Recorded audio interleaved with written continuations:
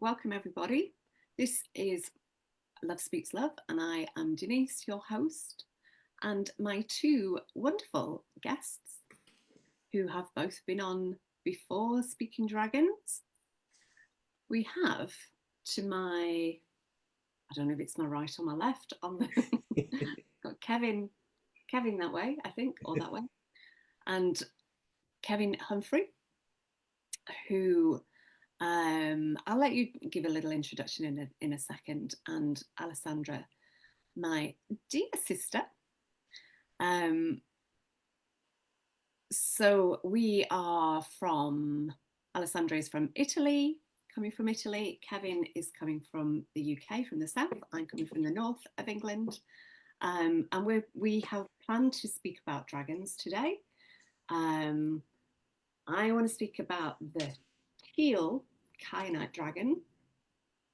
Alessandra wants to speak about some recent unicorn experiences, and there's more surprise coming through as well. And Kev is going to speak about his experiences in Peru. And aside from that, and the dragons in Peru, aside from that, we're just going to see what flows. And normally when we start Love Speaks Love, we just begin by doing a little heart-to-heart connect.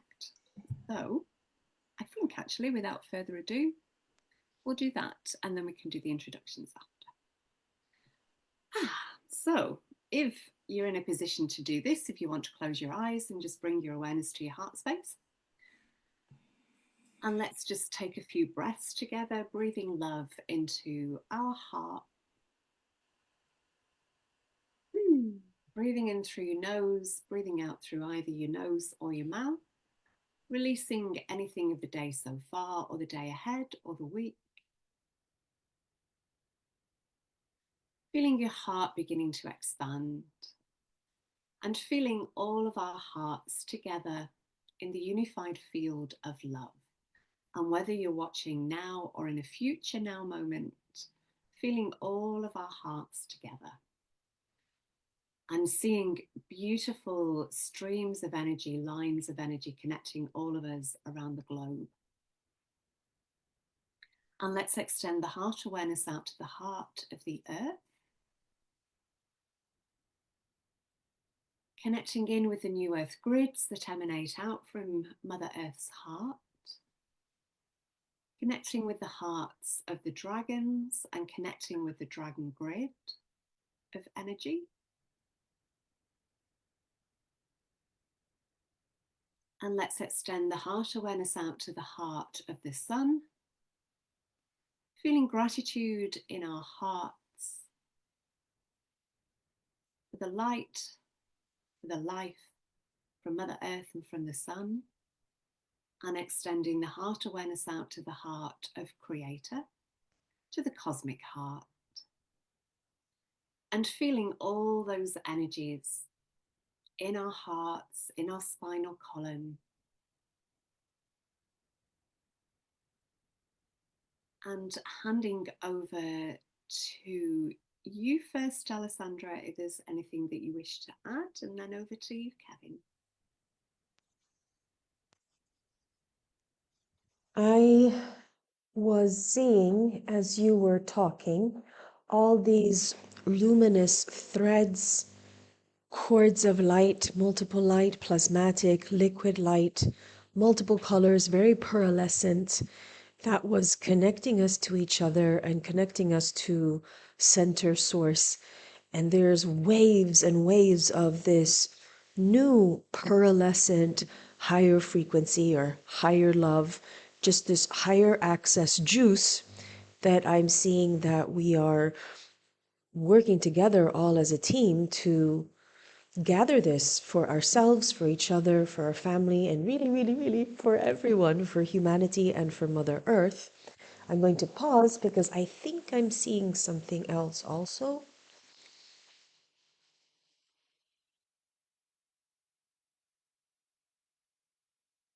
It's just very, very simple. All of these words that we've been speaking, I'm just seeing Mother of Pearl. Did I mention Mother of Pearl? Or I just see this as a cohesive whole, a complete unit with all its many, many, many, many layers. Back to you, Denise. Thank you. Over to you, Kevin. Beautiful. As we were sitting here and you're talking about the fluorescent light and the rest of it, one of the dragons I've met recently, one of the healer dragons, she just came in very gently, and she's about light body activation, energizing your spirit, and she shines with like a golden white aura. So I saw her come in, and she's got this little incantation that she likes you to say, so I'll say it's very short. It's Aurorath, dragon of radiant light, shine your warmth through the darkest night. With wings of gold, bring healing grace, illuminate the soul, and bless this space.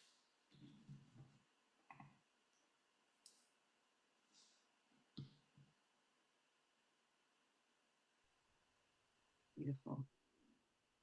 And I'm also seeing the kyanite dragons, the teal coloured kyanite dragons, and their energy too is very, very gentle.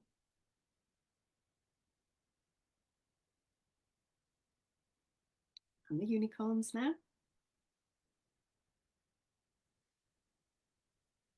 Okay, so beginning to move your body, a little bit of a wriggle, perhaps shake your hands. And feel free to share in the comments anything you experienced there, any dragons that came to you. And also feel free to share where you are in the world. And thank you all for joining us. I didn't want to come back and open my eyes. Alessandra, seeing as you're unmuted, I will hand over to you for a little introduction, please. Well, I am feeling so giddy and happy, and I'm just so thankful that you are doing what you're doing, and you've been doing it solidly for so long, and you've got this wonderful rhythm, aside from your wonderful energy. And then it's the 175th time that you, me, and Kevin are together in this way, so I'm just very thankful. I have a degree in psychology, a master's in art. I've worked for several decades with people with special needs, thinking that I think we're all special needs in the end, which means we have the special ability and the special disability. And I have been so blessed to be a galactic shaman full time for 10 years. So I feel blessed in many ways, but then I have my own issues in life and just keep finding that I just keep getting in my own way, which I think we all do. I think it's such a human trait. So my latest thing is there's unicorns, and I'll talk about it in a bit, but my latest thing is I'm thinking it's about I don't want to hide anymore. And I think we all, especially as healers or starseeds, I feel like we have all these different degrees of hiding. So I'm always talking with family and friends in the last 20 years, because I've been a healer for 25 years. And I always say I'm out of the closet for this category, and then I'm it for this other category, but there's still other things to be afraid of. So my latest thing is I really want to not be afraid of being human, if that makes any sense. It's almost like, oh, dying, no problem. You get to be in other dimensions. Yay! But on Earth, scared. So that's my intro. So happy to be here. Thank you. Thank you. Yeah, I resonate a lot with what you said there. And I've kind of been in hiding a bit this last year. I haven't done so many Love Speaks Loves, and probably more with you two than I think I've only done 6 maybe this year, and I think probably at least half of them have been with you two. But maybe it's time for that to change. Okay, Kevin, who are you? Well, I have to say 6 is better than none. So, and sometimes it's the quality rather than the quantity. So there's always quality in what you share. So yeah, I often say, don't beat yourself up, because us humans, we like to beat ourselves up as well as hiding. And I've been doing less and less of that myself, less and less hiding definitely, and less beating myself up the way I think it should be. and more sitting with the way it is and the way it's happening, and being more present in what is actually happening rather than thinking it should be some other way. And once you do that, it's easier to be happy. So I'm was in IT for many years in corporate and very unhappy. And it took me a while to escape. And I've escaped for the last 3 years, and that escaping, that control, those shackles, all of those, that made me very, very happy. And yeah, so Reiki Master, energy healing, Rahanish, celestial, shamanism, and now the new one, dragon shamanism, which is basically using the dragons, the healing energy in a shamanic way. So that's the big thing that's come in, and really just trusting what is now, trusting that the universe has me, trusting that the dragons that are coming in are the ones that need to be shared, and spending a lot of time just being in their energy. 101 of them just came in recently. We had a week off from my shamanic course, and I was like, oh, what should I do? So I was like, oh, I've got this feeling there's some healing dragons out there that are trying to come through. All dragons are healers, but I thought there's definitely ones that are specific.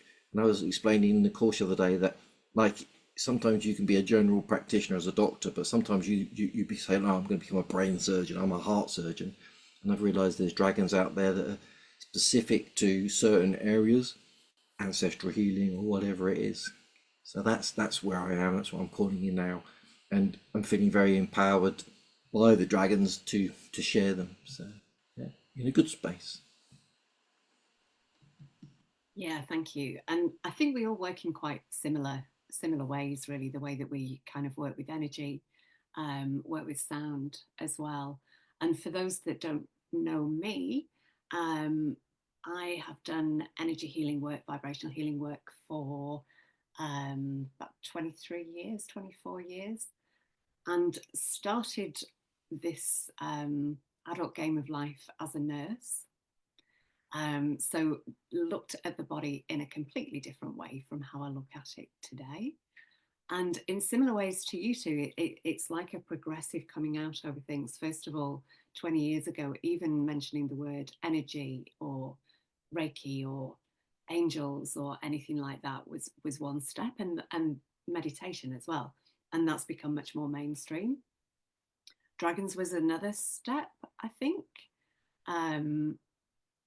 You know, a lot of people on their spiritual journey don't really know that much about dragons and haven't really worked with them.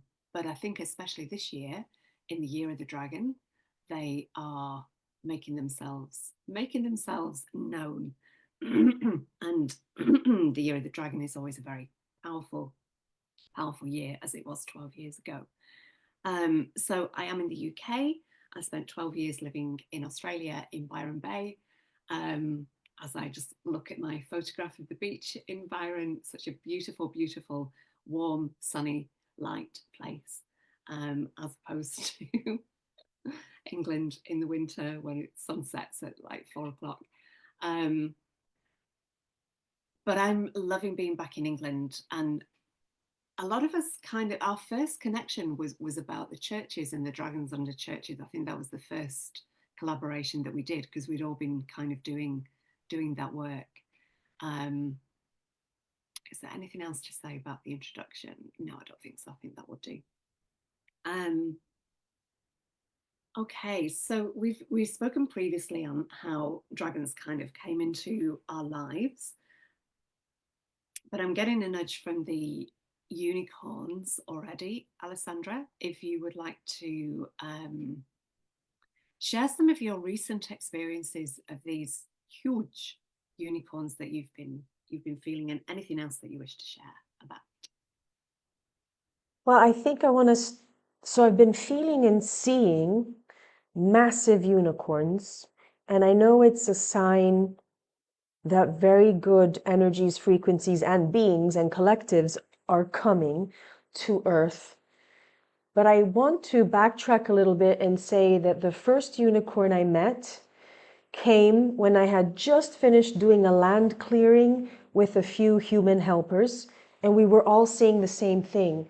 This land was a park in San Diego, California, and we both saw some negative ET energy, and then we all saw similar energetic things. And by the end, by the time we were done with this land clearing, we both said, "Do you see a unicorn?"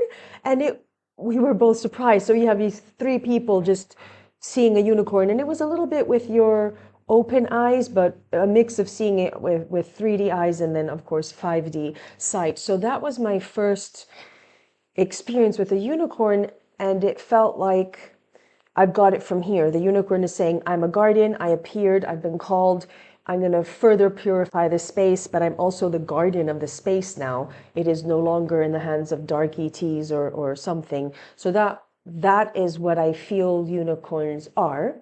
Now, fast forward to here now. What I'm extremely excited about, and it's almost like I have to give this message, is that we don't have one kind of unicorn. We don't just have one. We get to have lots. So in America or the Western world, we're used to seeing a white horse with a horn on it.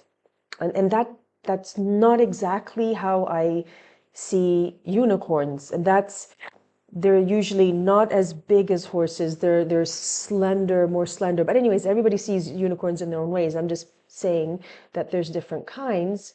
And then only recently did I understand that in Japan, they have a different word, and it's not necessarily unicorn, but it's kirin, Kirin, and they call it, it's a chimera, and it has scales, and it's basically fire, actually. It's an etheric being, actually more similar to this image.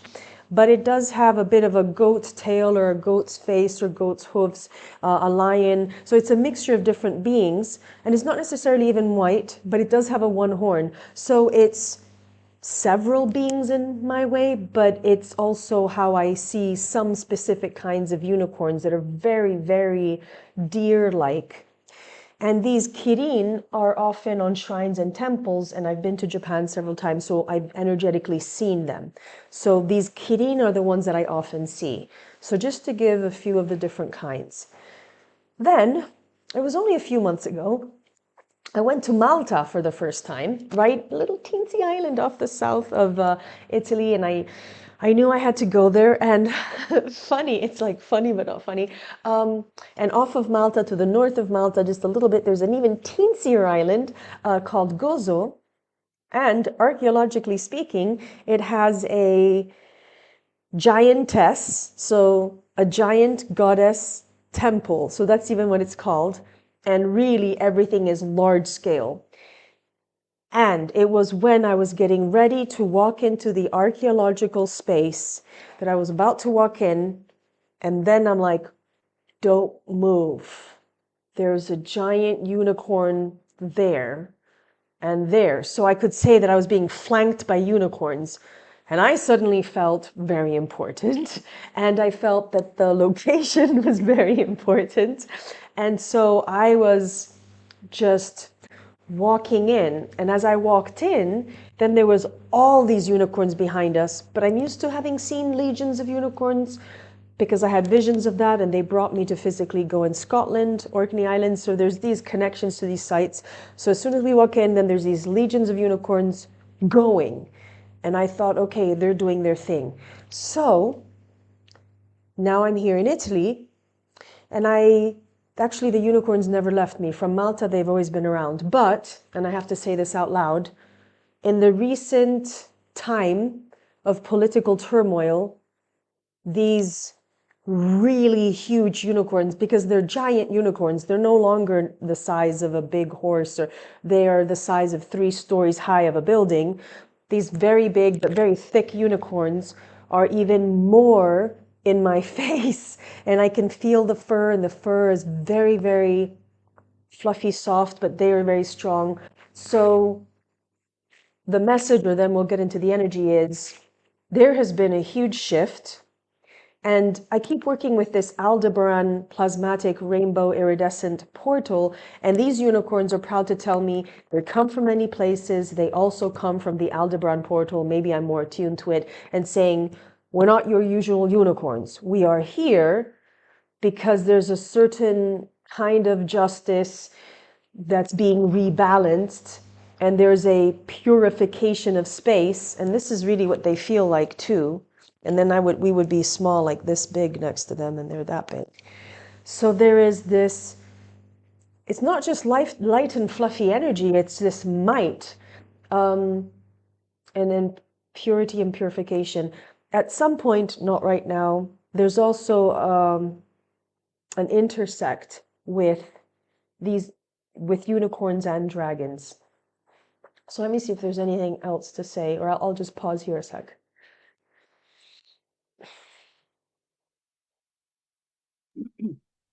Just taking all that in. Kevin, I want to hand over to you at that point just to see if there's anything that you wish to add to what Alessandra said then about the unicorn energy. Yeah, that's really interesting. Thank you for that.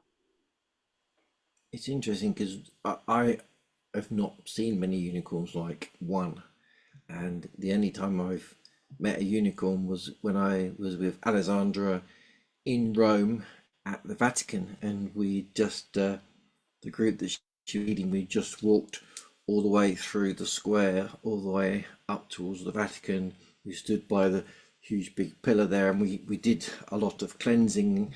At the time, I was using dragon energies to do cleansing, and some dragon eggs came in, or but at the end of it, I saw a huge, great big unicorn, and it was like wrapped around this sort of obelisk that's there, almost sort of saying, I own this area. It's not the Vatican really, it's just they're here for a little while. And that's the only time I've ever met one, and the energy was just felt serene. Yeah, and thinking about it now, it was a large unicorn. It wasn't like a horse size like you normally see.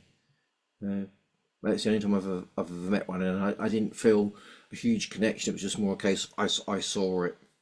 I think some of us are more attuned to angels, some of us to dragons, some of us to unicorns, some of us to something different. And a small funny one is when everyone says unicorn to me, I always see a rhino, and I just think they're fully armored unicorns because they're like, yeah, single horn. I used to have a t-shirt that had a picture of a rhino, and it says, "Save the chubby unicorns." Oh, I just think of like fully armored, you know. They're the guards of the sort of skinnier unicorns. No disrespect meant. Yeah, it's interesting because unicorns haven't really come in for me that much. They've been in my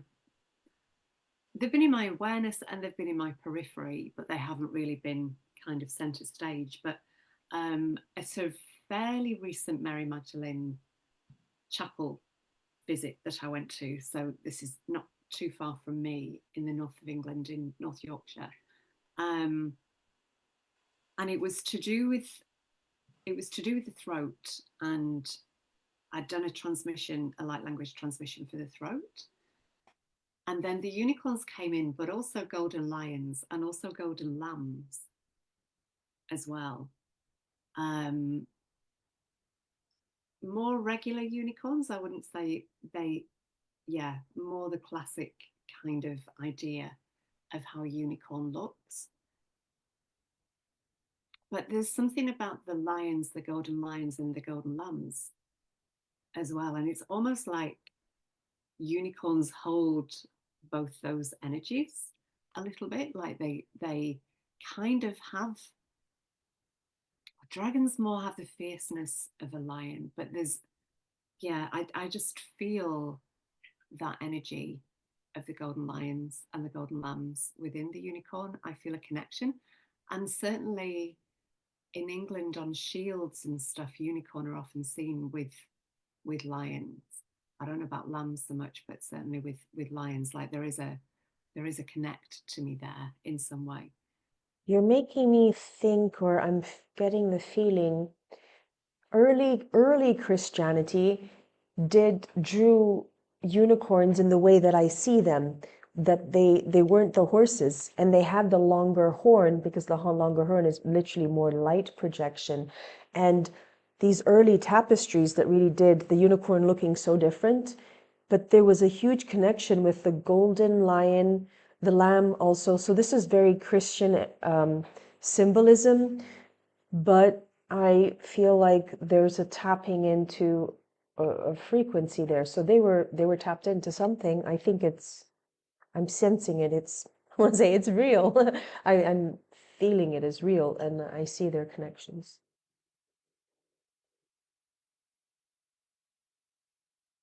Thank you.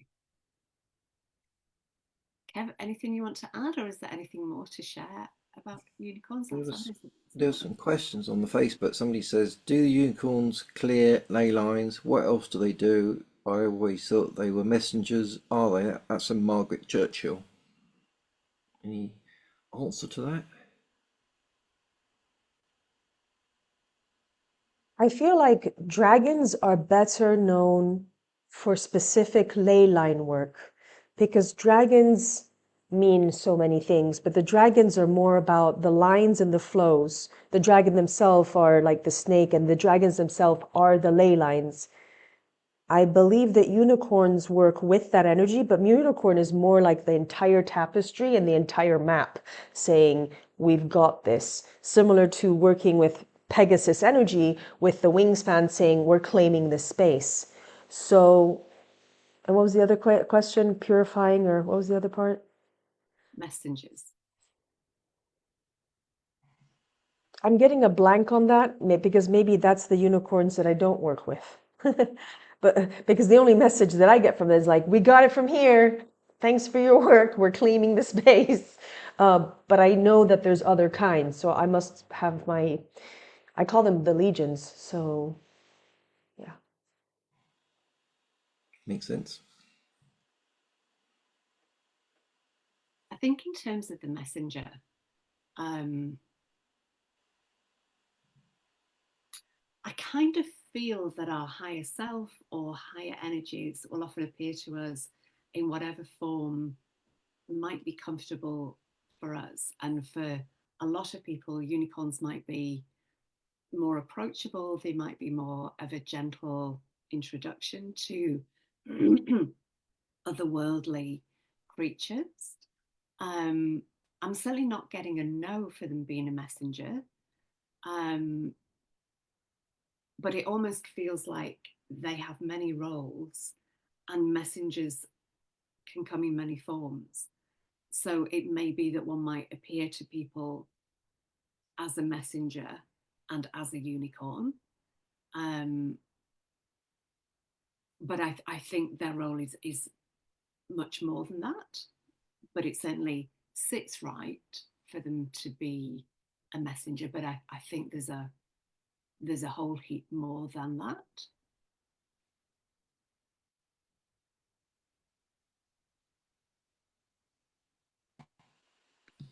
While you were talking, I just did a duck search on the lion, the unicorn, and images. There's pages and pages of them. So there's a shield here, coat of arms, where it's got the lion and the unicorn.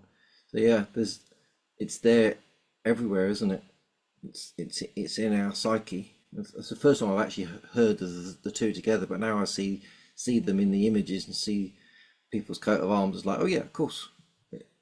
Well, the unicorn is the symbol of England, and the lion, no, unicorn is a symbol of Scotland, and the lion was a symbol for England. Yeah. So, but I think that those symbols were specifically used because they were already being paired together, right? So I mean, I think it's beyond that. Yeah. Yeah. And I feel there's something about dragons. If you think of a resonance of a unicorn, and it's quite gentle, and dragons aren't always seen that way, but they definitely, to me, have that aspect to them. But they're also quite fierce, like the lion as well. So it's almost like if you were merging the energies of unicorns and lions, or if, yeah, you kind of get dragon energy in there. I'm not sure if that quite makes sense. It's almost a bit masculine and feminine, isn't it? The dragons are sort of more powerful, macho, and the unicorns more delicate and gentle and understanding and listening, and it's sort of like the masculine and feminine. That's what Mm. I'm feeling. When I was drawing or channeling dragons for people, and then these dragons also, some of those dragons said will also be in the card deck. We have more to say. Uh, there was Phoenix Dragon, and then there was Unicorn Dragon. And it all goes with this shapeshifter energy as to, like you said, our higher self will come in a form that we can see it. And so a lot of these energies are coming in forms that we would know or to give us symbols of what they are.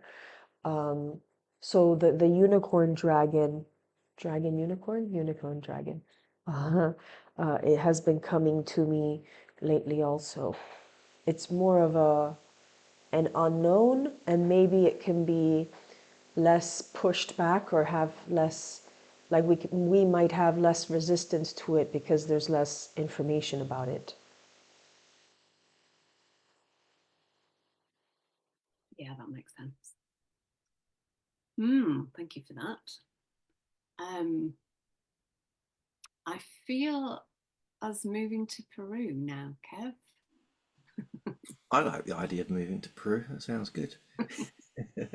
Actually, a friend of mine said, I'm tapping into, she sees the futures and she sees other, not maybe the futures, but she sees other options of your life, and your life can maybe run in many different versions at the same time. And she's into QHHT, which is like past life regressions at the simplest way. And she sent me a message the other day. She's like, tapping into some energy about you running retreats in Peru. And I was like, oh, interesting. So I sat with it and I was like, what if and I was like, oh, I get this feeling like maybe I could live there for 3 months a year and run retreats. I was like, oh, that sounds quite good. When I was last in Peru, so I've been there 3 times in the last 3 years. The Not this one, but the one before, I sat with one of the local shamans, and you get to ask them 3 questions. And I said, I'm thinking about holding retreats somewhere. It could be Europe, it could be anywhere else in the world, or it could be Peru. And he gets the cocoa leaves that they get, and and he's got like watery eyes, and his face is like really wrinkly, and he's like looking at me, like he's looking into my soul, and he throws them on the floor on this amazing looking mat, and he's like, Peru. That's all he said. I was like, okay, fair enough. So that's been sitting in my heart each time I go, and every time I go there to Peru, I definitely leave a bit of my soul and my essence there, and I always take a crystal from my shamanic temple here, and I leave it there, and I've now got a picture, so that's Peru behind me, and I imagine I've got a portal so I can go to Peru whenever I want. And the energy and the group that I went with, we're all on WhatsApp and we're talking all the time, and so we do for the last 2-3 years. So there's a huge connection whenever you go to Peru. If you ever get a chance, go. It's the cities are like normal cities, noisy, smelly, and lots of traffic and all the rest of it. But as soon as you get out of the city, they plough the field still with the oxen. They all help. So somebody says, I need my corn bringing in, and all the farmers from all the farms around come and help bring the corn in. And the next day, another farmer says, come and help me. And they all help each other. And it's very basic. Everything is from the earth. They spend a lot of time with their hands in the earth. Their houses are very basic. You go there and you think they haven't finished building them, but they're living in them.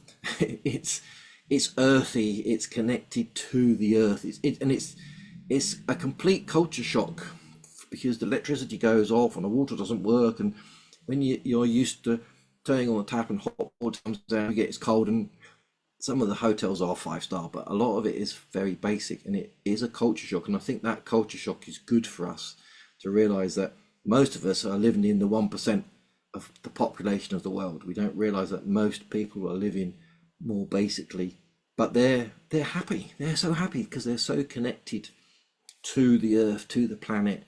They still, all of them, believe in the gods and the goddesses. Their mountains are gods and goddesses. They pray to them. Yeah, and we've forgotten that connection. We pray to whoever the sports star is, or whoever is on TikTok that's got the most likes. I mean, it's mad.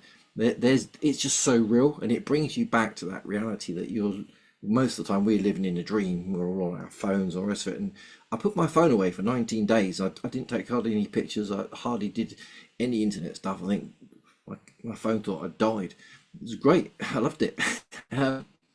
So I went to Cusco, which is a beautiful city, not too much like a city, and it's got like proper markets, which is gorgeous. We went to the Sacred Valley, which is just beautiful. The energy there is gorgeous. And of course, Machu Picchu. I'm sure everyone's heard of Machu Picchu, the place that somebody discovered, but it wasn't really discovered. It was hidden when it was invaded in whatever century it was by the Spanish. They left Machu Picchu. Machu Picchu was like a university place with more knowledge than gold, but there was gold there. And it's got an energy to it that is, if you've ever been to sacred places in England like Stonehenge, it's got that sort of energy to it. It's fairly solid, but it's much more powerful than Stonehenge. Stonehenge has been messed with. Machu Picchu hasn't. It's still about 80% original, because they just walked away from it and left it, and the jungle took it over. They're doing some renovations to it now, but nothing too major.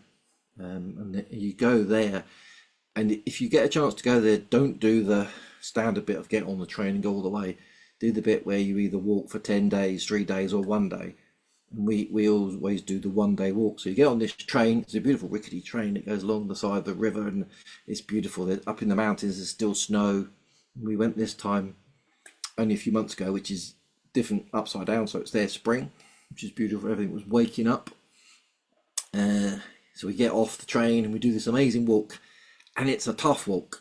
It's not an easy hike. It's a whole day. It's not many miles. It's probably about 10 miles, but it's like up and down and up and down, up and down, up and down. And you're like, oh, we're going down again. That means we've got to go up again. And eventually you get to the gate that gives you the view of Machu Picchu, and you get there as the sun is setting and everyone else has gone, left for the day. So you get the place to yourself with just like llamas and a few guards.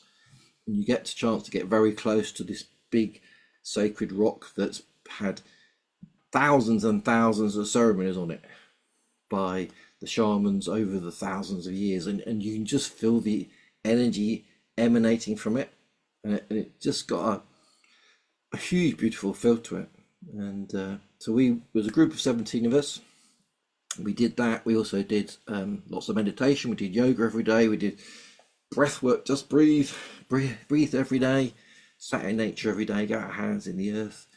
Did some plant medicine as well. Do you want me to share about the plant medicine? I've done other plant medicine, so I've done ayahuasca, and I describe ayahuasca as being hit by a steamroller. It's quite a soul shock. We did San Pedro, which is also called Wachuma. San Pedro was taken over by the Spanish. They don't really like to call it. They call it Wachuma in their local language. And it's basically a cactus, and it's just the juice of a cactus. It's boiled up and done in ceremony, and then you drink a cup of it, and it takes you on a journey all day. It's a long journey. It lasts 10, 15, 20 hours, depending on your metabolism. Some people purge, most people don't. And it's like a heart opening. It's, for me personally, it's totally relaxing. I'm just like laid on the grass, looking at ants going, oh, look at those ants, they're so cute. And then I'm looking at a bee going, oh, look at that bee. And then I'm looking at the flower going, oh, you're so gorgeous, look at your petals. Yeah. And I'm laying and looking at the sun, and I'm looking at the clouds.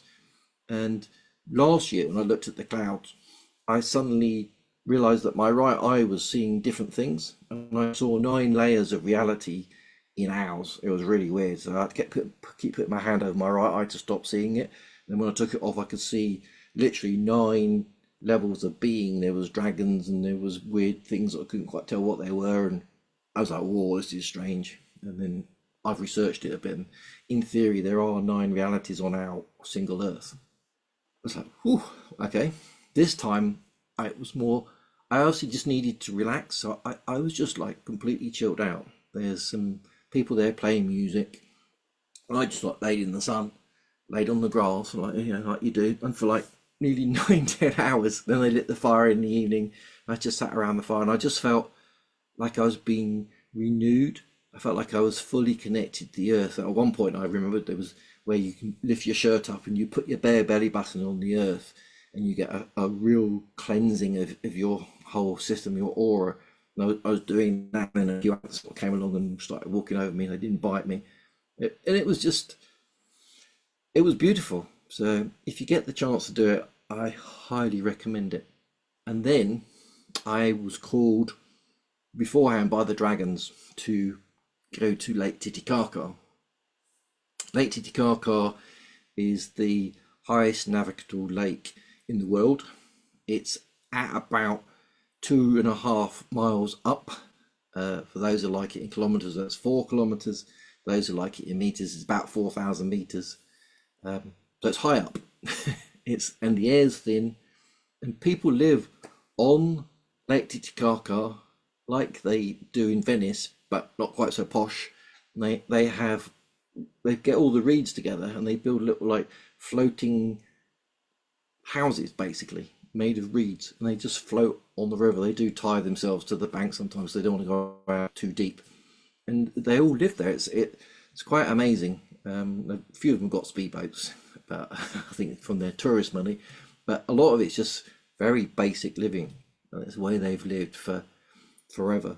I mean, the city Puno, which is right next to Lake Titicaca, is like any city. It's just fully overgrown and all the rest of it, and people on top of each other living. But the energy on the lake is beautiful. But it's also the sacral chakra of Earth, and there's been a calling recently through quite a few other people that I know into dragons that are talking about going around to these chakras of the earth and helping clear them.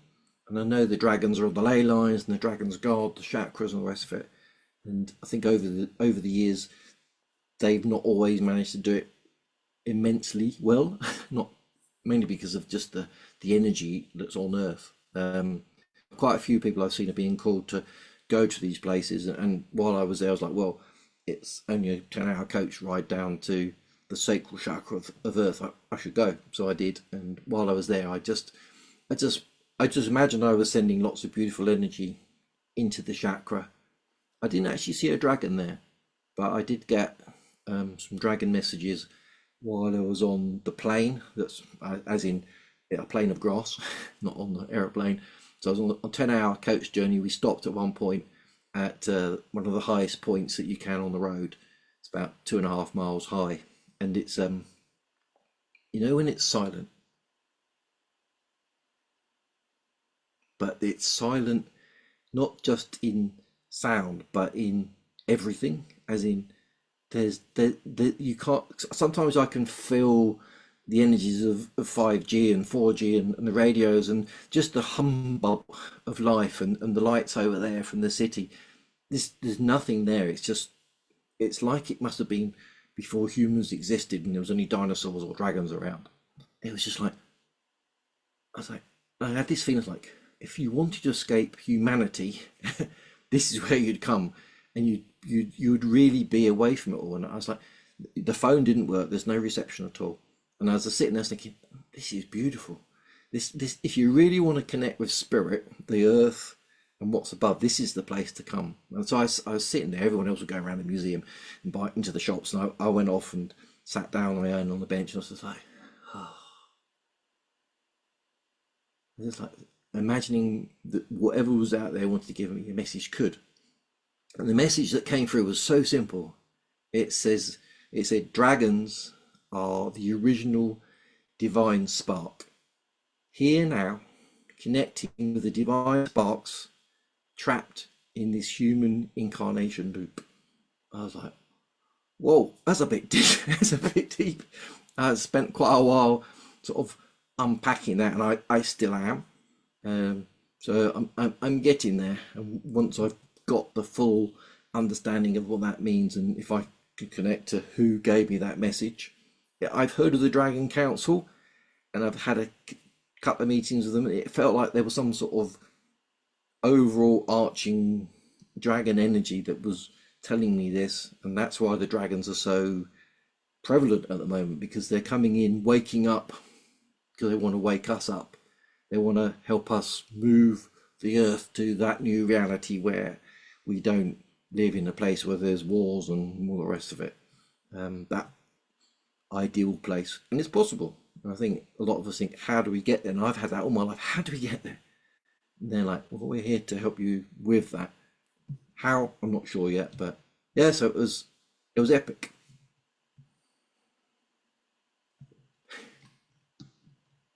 Yeah, wow. I felt totally transported as you were speaking with like everywhere that you were speaking of. And I was seeing when you were talking about the silence at the end, then I was seeing huge, a huge dragon. Um, and a very still,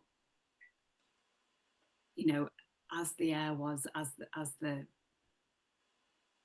that was the impression that I got as you were speaking, that just the stillness of it.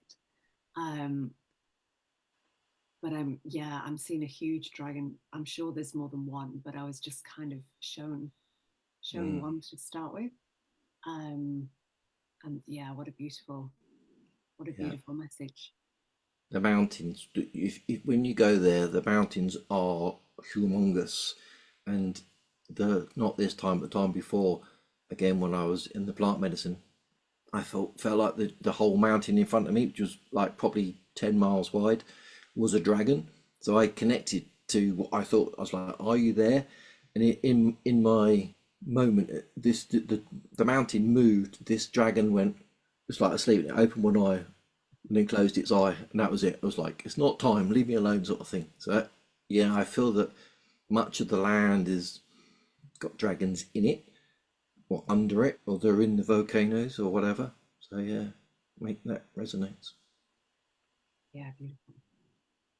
Mm, wow. Alessandra, anything you want to add to what Kevin was sharing there? I went to Lake Titicaca in 2016 and I got to go on, I think it has two islands on it, a big island and a small island or more. And Kevin, there's something that you said, it feels like you get to experience the earth how it was before humans were there. And I had an extremely powerful experience and high, because you're extremely high up. I think that at that time I didn't know how up we were, but I felt high, and I kept seeing visions of giant beings. So there's a theme going on. You mentioned the giant mountains and being high up, and in the vision I was a giant being. The giant beings were showing me these visions. I think that Antares energy was connect. I was really tuning into that in general at that time, but I also think Antares is a giant star, and that Antares beings are giant proportionately to this giant. But there was something about getting high in that space, because it was like you said, Kevin. It's like you said words, and so now I finally have words for the feeling that I had, the experience there. And it's original Earth, but there was also a lot of galactic energy. At that time, I wasn't thinking of dragons. Dragons had come to me a year after that. So I'm like, oh, what would it be like to be there? But this original Earth that hasn't gone. So that feels really good. So loved by the local people there that are still very much pure with their relationship. But for me also, it's like, oh, there's the galactic energy that's there. It just felt so exciting, but also mysterious. It's like there is more to know there about us, about Earth, about who were we Because I think one of my questions is, and this might be the Mayans, the Peruvians, the native people in this area. The question is, who are we in ancient humans?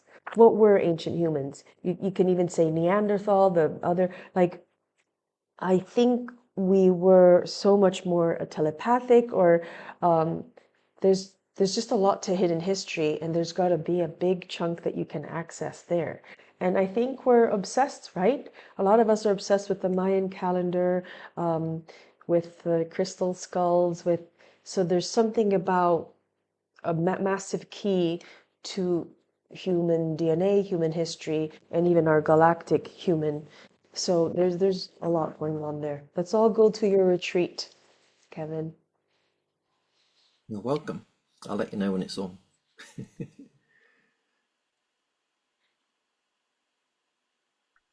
Okay, thank you. I think I'm going to speak about Kyanite dragons, I think, next. So, again, at the Magdalene Chapel, I think it was the last time or the time they're all merging together. One time recently when I was there. And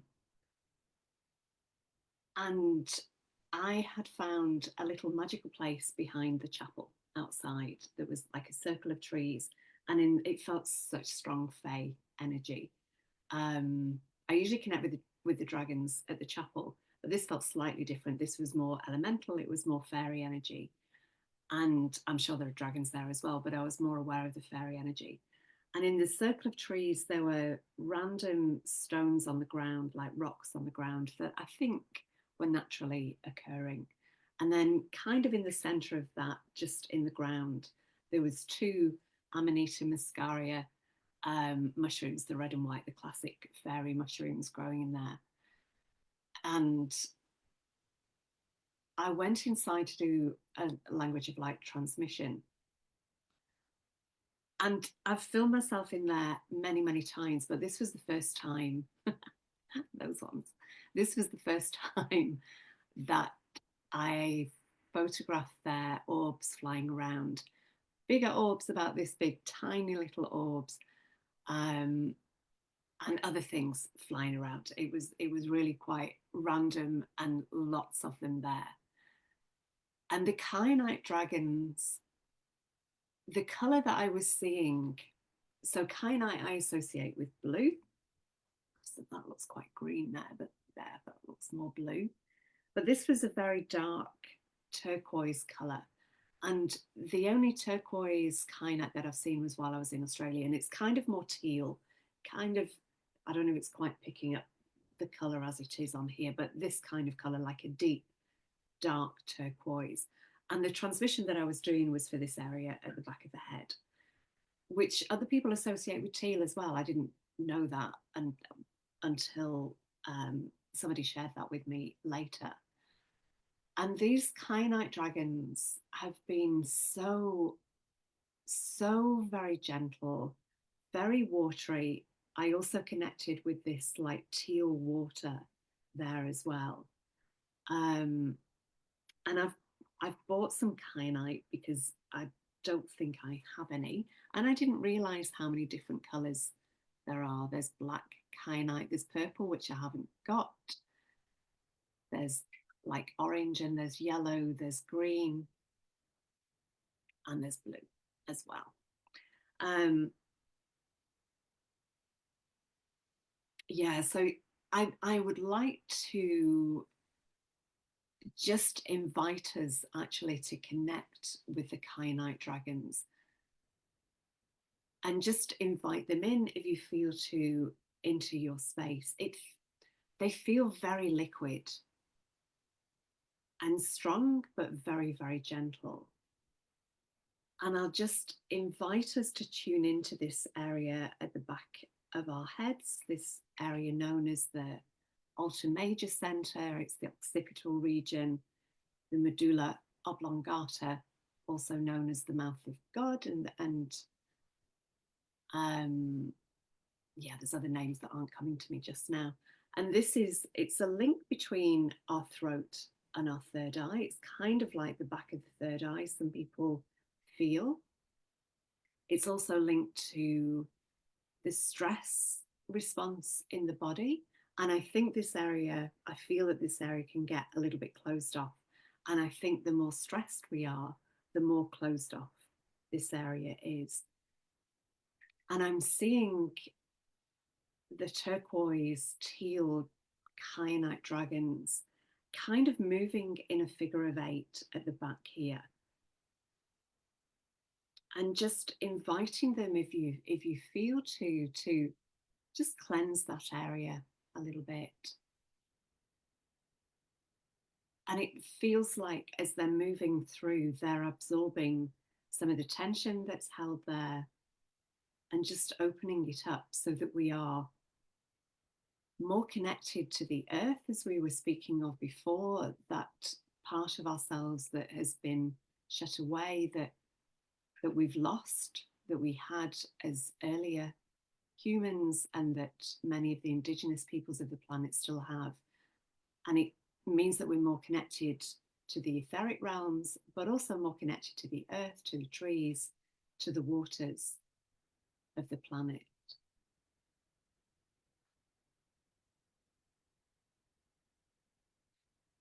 And just inviting them to the higher heart as well, between the throat and the heart. And again, I'm seeing figure of 8 there as well.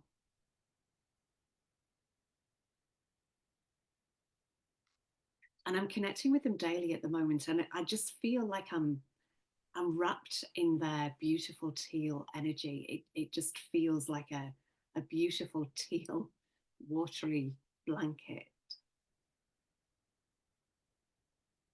Very, very loving, very, very gentle.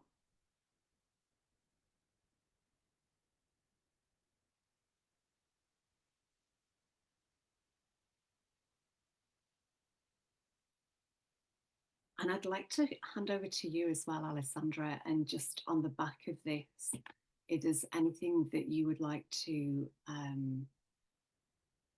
share to connect us with the unicorn energy, or anything else different from that that you might feel to bring in.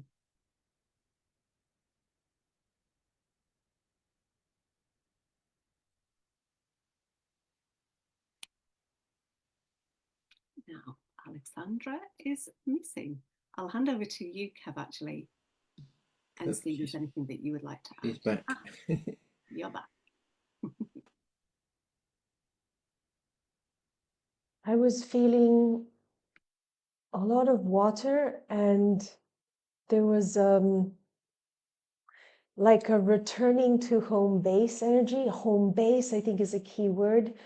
Where a long time ago, when I started learning even more about the additional chakras beyond the 7, I learned from, I forgot who it was, it might have been Channeler Sheldon Nile.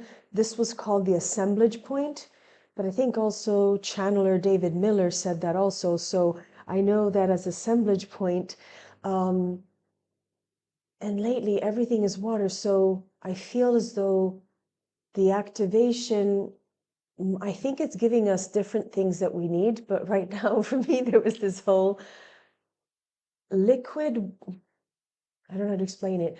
I feel like I got a deep dive in the right kind of potassium, calcium, electrolytes, buoyancy that we need in the plasmatic aspect of the water inside of us, which would be like blood, but you don't see just the red blood cells, you're just seeing the liquid and the right kind of tension in the liquid. So it's not just water. I'm just thinking of it as water. So the kyanite dragons gave me like a deeper dive or a better sense of, I want to call it flow, because there's more lubrication inside of the buoyancy, and even the oiled. It's like being well oiled. And they were extremely fast and very efficient. And I think you asked about unicorn energy. Did I catch that right? So the unicorn energy that's coming in, similar to the kyanite dragon frequency, they're playing with the concept of be aware of what's happening and at the same time allow for a purification on tissues, body tissues, interstitial areas between cells, and allow this purification to come in your body and then to exude out. Because if we're thinking of the tickling and the opening that the kyanite dragons gave us in this space, which I'm going to call the assemblage point, then there is an ability that we have now to essentially, it sounds weird, extend our auric field. The assemblage point, if it's too tight by exactly like you were saying and the dragons were saying, if it's too tight in general, it's also too tight. It's dangerously too close to your physical body. And ideally, if we can literally be more buoyant, like the right kind of consistency in blood, then we would have the assemblage point more out here. I don't know if, yeah, out here. And then if we can, and we're adept and more shamanic or more Reiki trained, then we can have it even more out here and literally be more buoyant.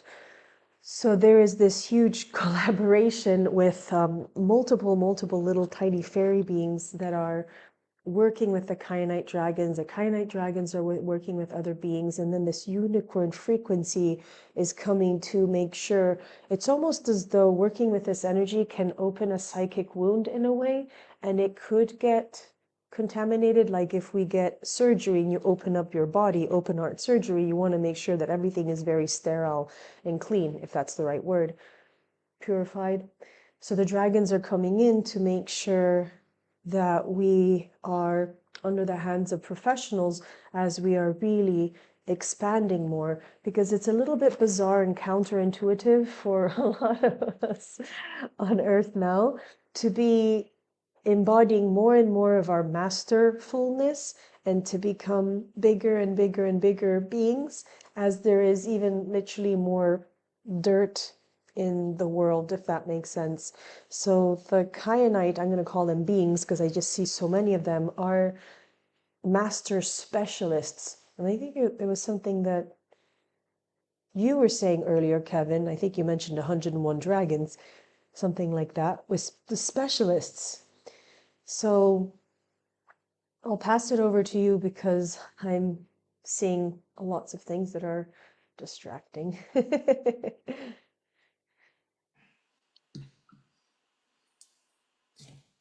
Beautiful. We see it all that.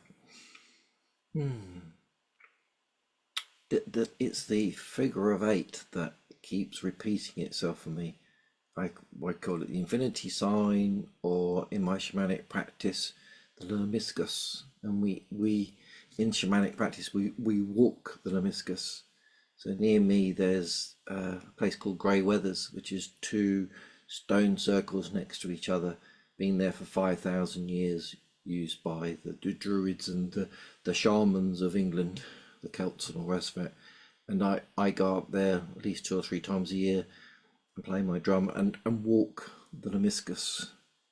Now you're talking about the kyanite dragons in the lemniscus and the infinity sign. It's very interesting because as you were talking, I could feel that energy in the back of my neck. I definitely hold a lot of tension in my neck. When I was in Colombia and I went and saw the shamans there, they put their hands on my neck and released so much energy. It felt like lava ran down my arm and in my hand into the earth. And I was like, ah! They're like, breathe, just breathe. I was like, it was the most pain I've ever had in my life, and it was just them releasing the tension. Yeah, I feel that. I'm going to have to investigate that a bit more. The fact, because whenever I go to sleep and I imagine that I'm protecting myself before I go to sleep, I imagine the energy doing the figure of eight around me, and I see it through my chakras. I see it flip sideways, and I see it sort of do the points of the clock, and then I see it doing it the other way, and it's like it creates a pattern around me that creates, I don't know what, a protection. And whenever I walk it, I feel like that connection, that walking in the figure of eight, the infinity sign, the lemniscus, whatever you want to call it, and doing it step by step on the earth, it does something. It connects you more to it. You get more grounded. It does. I do the circle sometimes, but if I do the lemniscus, it's stronger. I don't know why. There's definitely something in that. I'm gonna. Yeah, you've opened something up for me to investigate a bit more. Thank you. Yeah, beautiful. The 17 people watching as we speak about 8. 7 and 1 is 8. I've just got very distracted looking at Facebook on my phone because I was, just checking if there were any questions or anything. Do you remember last time we were on? It kind of froze on my phone. I'm pretty sure that happened last time that we were together. It's done it again.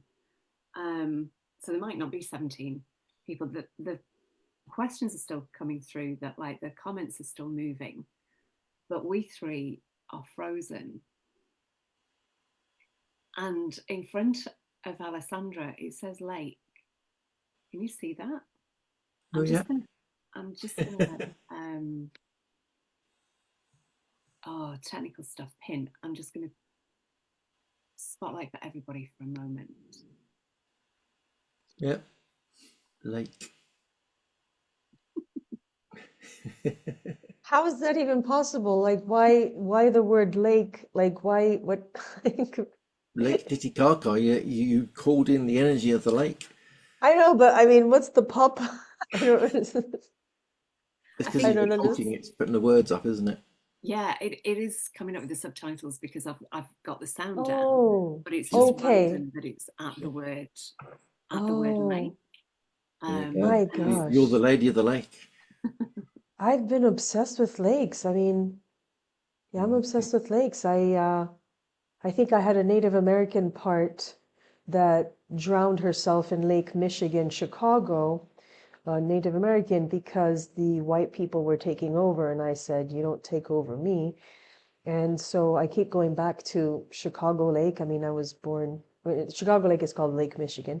Um, then I moved to Italy when I was a little 3-year-old, and there we lived by Lake Bracciano, which is a volcanic lake, then Lake Titicaca. So yeah, I think I have yet to understand what that really means to me or to other humans that have this also. I think there's something huge to that. And right now, I mean, I live on a small volcanic lake in Italy, which this lake area and the sacred woods are connected to goddess Diana.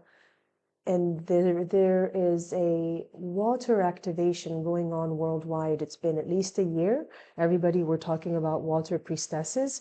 And this year also there's this massive dragon activation. But both the waters and the dragons have been slowly, really, really, really coming up as an activation for a lot of us. And what's exciting is there's a lot of us doing this. While in the past, I want to say some of us were the spokesperson for Ontarians or spokesperson for the galactic beings, but now it feels as though the dragon energy is for all of us to bring a part in, and this water activation is for a lot of us to be bringing in. So it's very community connecting, which is interesting because if you have a drop of water and another one, they'll connect and they'll be one. So it's very community thing.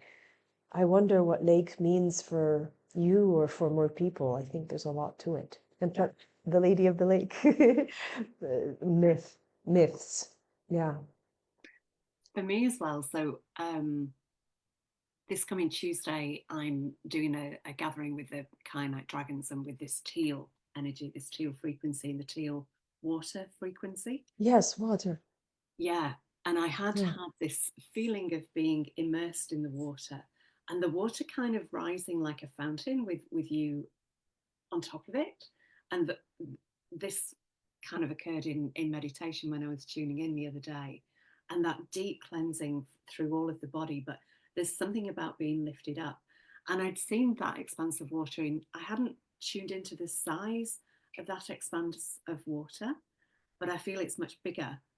What I was getting when I was seeing the word lake is that has to be much bigger.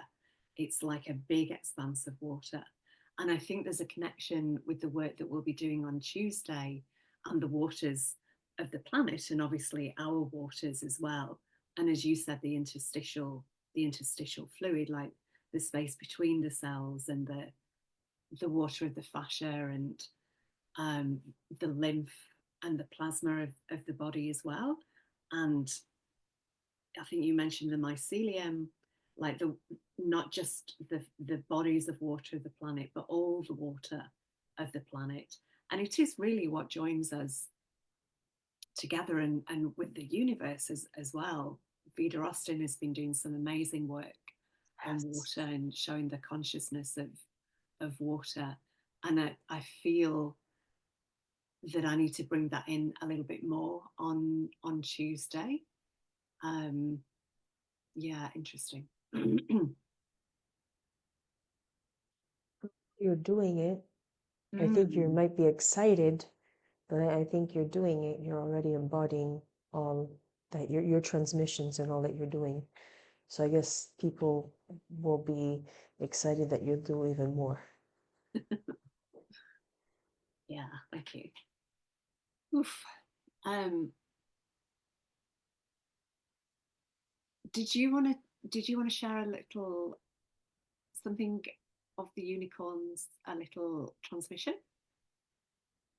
Yes, I did. I feel like we're gonna maybe have a surprise.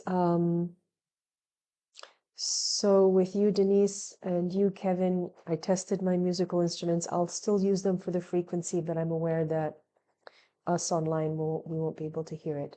So let's just start with welcoming the appropriate unicorn frequency for all of us at this time, because I really just keep seeing families and families and legions, droves.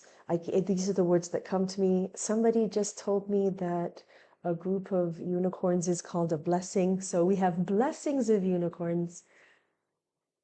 And the feeling that we are asked to think of is new energy, new support in new ways, magic, purity, and soul. There was something that I think you said, Kevin, and it had something about Peru. I don't remember, you had connected it to something, but you had said the word soul, and I felt a zap, and it was like, oh, and the unicorns were more present. They were nodding and connecting to this energy. So unicorns, and I think you, Denise, were mentioning the higher self coming in different forms. So there's something about the purity of the unicorn energy and the purity of our soul and our inner child and this massive purity of ourselves. So maybe it feels as though, are the unicorns bringing in more of our soul right now, that we're asking them to do? You can see that the unicorn maybe is an aspect of us, like an angel on the other side. We're being asked to just play with words and with ideas, but there is this soft, fluffy energy all around us, like a big hug, a big sense of community, a big sense of returning. For those of us that really, really, really want to geek out with specifics and energies, there's unicorns that come through the constellation of Lyra. There's unicorns that come from the planet Sirius or the ascended version. There's unicorns that come through the Aldebaran portal. There's unicorns that come from inner earth. And they all have very, very specific roles, and they might be appearing for our soul mission to be even more evident. And then there's these unicorns that I'm a spokesperson for right now, and these are the unicorns of working with the masses, working with conscious 3D politics, working with righteousness, working with world building on surface area worlds.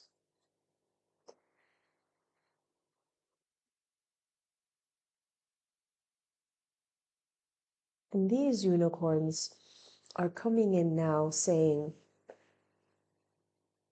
let us be the rock stars of your consciousness. Pay some attention to us because we've got the answers for you. We've got the power. We got the pizzazz. Like, we're strong, we're big. You want big? We're big, we're bigger.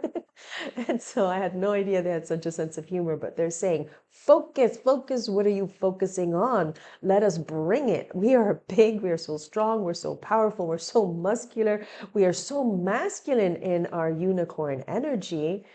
Look, look, look, look, look, look, look at us.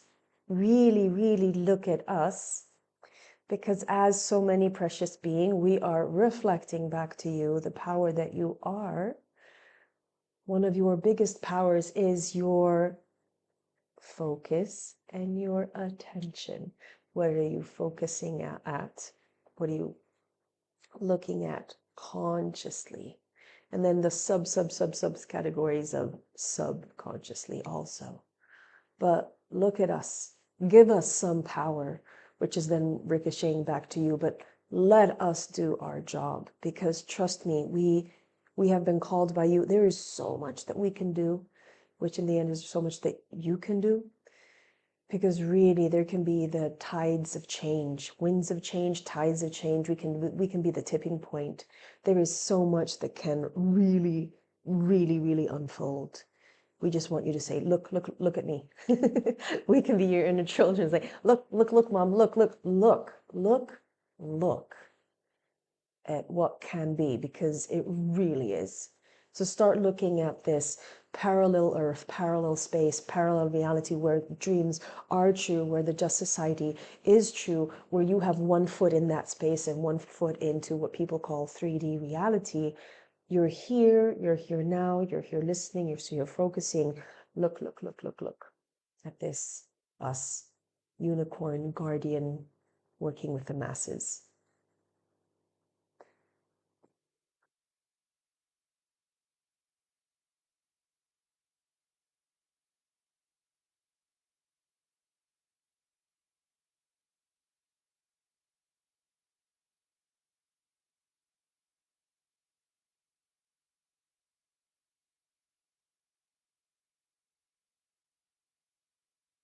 Unicorns are showing me that I think that the surprise, this is kind of really cute, the surprise frequency that they are wanting to bring in has something to do with our imaginary friends from childhood that probably were not imaginary at all. And it's like these little fairies and these gnomes and these beings, and it just like, I'm just seeing a lot of elementals that are coming in, almost kind of like through the back door or through cracks, like something about the massive unicorns that are coming in for just society, but we get to have a lot of our friends back. There has been not even a quarantine, it's worse. There was a exodus of a lot of elementals, and there's something with these unicorns coming in saying, we're coming in, but we're bringing our friends. And so there's lots of us right now that our inner children are just so happy to have access to these elemental little fairies that will help us in so many things, but we're helping them. Because we're not just helping Earth or humans, we're helping the elementals that are on the Earth. I'll take a pause there, Denise. I don't know if there's something else that wants to pop through.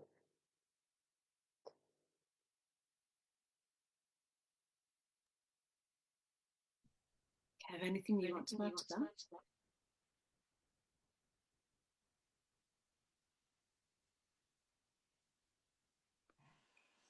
Wow. I was off on a beautiful journey with the unicorns. The second time I've ever seen a unicorn, and it was a huge one, like you said, absolutely massive.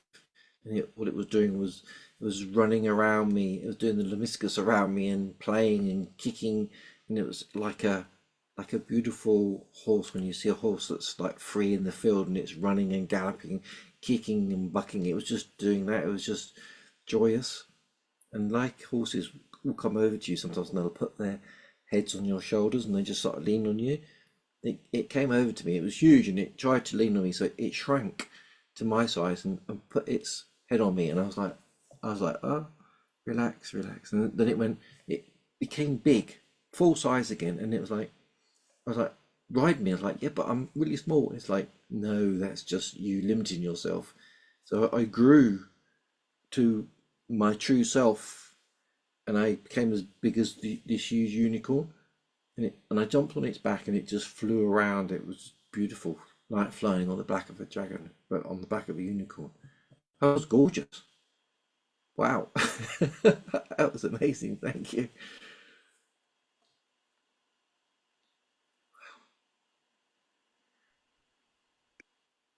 You know, what's funny, Denise, is I knew that we would get a surprise today, and you know, it's the fairies, and it's just all a lot of elemental energy. I think what they're telling me, unless more stuff is going to come, the surprise is the surprise. What? Yeah, we have a surprise for you. And the surprise is a surprise. I'm like, but what do you mean? So I think we're getting surprise energy, which to me, I'm just seeing all these different elementals. For me, that's the surprise that they're coming, but they're bringing more surprises. So I'm there with my logical brain saying, you mean like good things are coming in 2025? You know, more our wishes are coming true. And they're like, no, the surprise is the surprise. I'm like, okay. I'm forgetting like fairy tales where you have the riddles, and I'm just giggling and all these different, and they're very happy energy. But the surprise is a surprise. There's a surprise, and the surprise is a surprise. So I'm giggling. Um, and the surprise also is Kevin, us being bigger. I think that's the surprise too, and to being able to readily access it. So I think if I'm gonna try to be human here and have us interpret, I think it's because, that's a surprise for me. Okay, so I knew I was tapping into unicorn energy and I knew that was important. I'm literally slurring my words as though I'm drunk. I don't drink. I'm just getting high up the energy. The surprise for me is being able to see again all of these elementals that I know have not been around for a while. Their presence is the surprise. Of course, that's not all of it. They're just saying, the surprise is a surprise. You're going to be surprised. Okay. But I'm just so happy to see so many back. And I know that there might be a lot of people looking and saying, oh, but they've been all around. I'm like, good for you. They were in your backyard with you, but some of us here have been missing them. Good for you. You're doing your work. But for a lot of main people, now more people will have access. So I think there's more surprises coming. And the last part of the message is be tickled and allow these surprises, because with that back part of our neck that most Westerners have, if not all regular people in the modern world, we're all big problems here, is to be allowing enough, because there's really a lot of these really sweet surprises that want to come to us, and the little sweet surprises have little short stubby legs and they're walking around. And allow the unicorns to come in. I think we're each getting at least one kind of unicorn coming to us, and it's going to be very different for us, just like yours was so specific, Kevin. So I think that's it, although it's not finished because they're dancing and giggling and there's just a whole party. I've never seen anything like this, so thank you. Yeah, beautiful. Thank you. Yeah, that was a lot. And I was seeing a lot of like silvery blue. I'm seeing them coming through this portal, and it's got like all these dots around it, like silver dots around it. And I'm seeing like a pearlescent, very pale blue, a bit like your eyeshadow, but maybe a little bit more pale blue. A little bit less of the green, but I feel that that's there as well. And as you say, just legions of unicorns, fairies, and it feels like these are new kind of maybe stargates, but portals to the earth that are opening up and allowing more of these energies to be present. And I feel with this area awakening as well, we'll be much more aware of them and much more, being able to see them, sense them, hear them, just knowing that they're there. or just put the whole conversation matches your eyeshadow.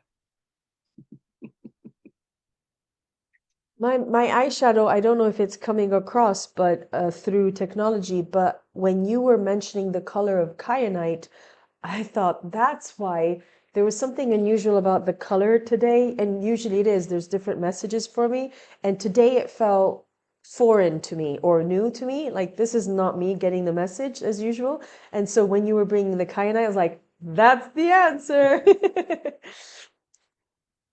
Yeah, and it feels like you're tapping into that lighter shade, and I'm tapping Yes. into this Yeah. orange as well. Yeah, Yeah. yeah, wow, beautiful. So if people are feeling a bit spacey after this call, after the transmissions that we've shared, um, I invite you to just imagine your roots of energy growing down from the base of your spine and the soles of your feet, and feeling back into your heart awareness again, and feeling that heart to heart connect. I can't speak. That heart to heart connection with the earth, and feeling your energy fully present in your body. And you may feel more of your energy, your soul energy, your higher self energy present in your physical vessel. And if you do feel you need grounding, going into nature, drinking plenty of water, having a good dance on the land. Might be too cold to be barefoot, but just having a good dance on the land and hugging some trees, and allowing yourself to feel any emotions as well that may be coming up to be felt. Hmm. And if anyone wishes to join me on Tuesday, I will put a link to the ticket tailor. If you want to connect more deeply with the Kyanite Dragons, you can, of course, do that. Just do that anyway on your own. But if you want to be in a group environment to do that, I would love if you would like to join us on Tuesday, 6:30 UK time. And I'll put the link to that if you want any more information. Kev, what have you got going on at the minute? Anything you'd like to share off? The big thing at the moment is the dragon shamanism. That course has already started. It's not too late to join us. We're in week 3, so you can still join us. That's a year-long course. For those of you that prefer shorter things, then you can join the Dragon Shamanism Facebook group, and in there I'm going to start be sharing the 101 healer dragons. So they're coming through bit by bit. They like to come in all at once. I'm like, hey, I'm human, one at a time, please. I think I've done the 17th one, so I've started to share in there the picture of them, their skills, and their particular healing modalities, and I'm planning to hopefully this year finish the 101 and put a book out there and some wisdom cards. So if somebody says I'm after a chakra cleansing, you can cross-reference it. Oh, it's that dragon. If I called in that dragon, that'll assist me. And so that's out there. And of course, I'm always here if anyone wants to connect to dragons or needs any sort of shamanic healing. So yeah, and thank you for having us as a guest again. It's always beautiful to connect with yourself and Alessandra as well. Yeah, thank you. Likewise, and yeah, I'm sure we'll do plenty more of these. I love this combination. And Kev, if you put your links in the comments on Facebook, and I will add them to the description on YouTube. I can't, for some reason, when you go live from Zoom into Facebook, you can't edit the post afterwards. It doesn't work, so I won't be able to edit the description. Alessandra, anything you've got coming up that you want to share about? Yes, yes, I do. April, it feels like far away, but in April, we have water priestesses that are being guided by Venus Valkyries. The Valkyries are really working with the unicorns. So I have a 6-day retreat to be here in Rome. We won't be in Rome all the time. We will go to the Vatican, and we're going to be giving and receiving. There is a lot of spiritual advocacy to do here, a lot of spiritual activism. There's these water priestess sites that were generated by water nymphs, and then the Etruscans built temples on them, and then the Romans took them over. And so there's a lot of energy that's strong, but in these sacred sites and these temples, strong, but might want to be adjusted or even freed, if that makes sense, and then being in the Vatican. So there's a lot of exciting stuff. I only have 7 spots, and it's me and my very, very warrior woman sister. She's the driver, the van driver, and we will be based here in this Nemi area, home base of Goddess Diana, and Rome is 45 minutes away by the van that we have, little car van. So I'd like to leave a link. We'll figure it out. I don't know how to access, but anyways, but I'm trying to figure out ways of how to make this energy and this mission and these sacred sites. We have at least sacred sites to do, 7 sacred sites in 6 days, including the Vatican. And it's for 7 of us, right? 7, well, 9, including me and my sister. And that's being very, very physically in person. So thank you, unicorns, for helping us. But there really is going to be somehow a way of doing this online too, like so that it can breathe in a way year round. So this is very big. And for some reason, I want to share this Mayan, it feels like a Mayan skull crystal that's like Kevin when you were speaking, and her name for now, she's been called Maya. And she just keeps talking about the Mayan prophecies, the crystal skulls, and loving our galactic DNA and our human DNA. So it's all about uncovering hidden history. So yay! Venus Valkyries in the retreat, April. It's at the end of April.